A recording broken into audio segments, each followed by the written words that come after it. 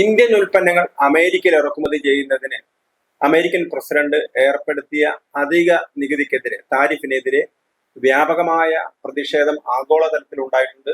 അതുപോലെ തന്നെ അമേരിക്കൻ ബുദ്ധിജീവികളുടെ ഇടയിൽ, അമേരിക്കയിലെ വിദഗ്ധരുടെ ഇടയിൽ തന്നെ ഇത്തരത്തിലുള്ള അഭിപ്രായങ്ങൾ ഉയർന്നു വരുന്നുണ്ട്.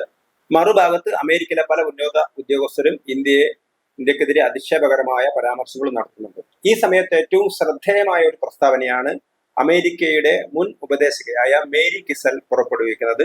അവർ പറയുന്നത് ഇന്ത്യയില്ലാതെ അമേരിക്കയ്ക്ക് ഏഷ്യ പസഫിക് മേഖലയിൽ ചൈനയെ നേരിടാൻ കഴിയില്ല എന്ന് തീർത്ത് പറയുകയാണ് മേരി കിസൽ ചെയ്യുന്നത്. ഒരു കമ്മ്യൂണിസ്റ്റ് ചൈനയ്ക്കെതിരായിട്ടാണ് നിങ്ങൾ നിലപാടെടുക്കുന്നെങ്കിൽ, അമേരിക്ക നിലപാടെടുക്കുന്നതെങ്കിൽ ഏഷ്യ പസഫിക് മേഖലയിൽ ചൈനയ്ക്കെതിരായ എന്തെങ്കിലും ചെയ്യണമെങ്കിൽ ഇന്ത്യയുടെ സഹായം കൂടിയേ കഴിയൂ എന്നാണ് അവർ പറയുന്നത്. അതുകൊണ്ട് തന്നെ ട്രംപിന്റെ ഇപ്പോഴുള്ള നിലപാട് തെറ്റാണ് എന്ന് അമേരിക്കയുടെ മുൻ ഉപദേശക തന്നെ വ്യക്തമാക്കുകയാണ്.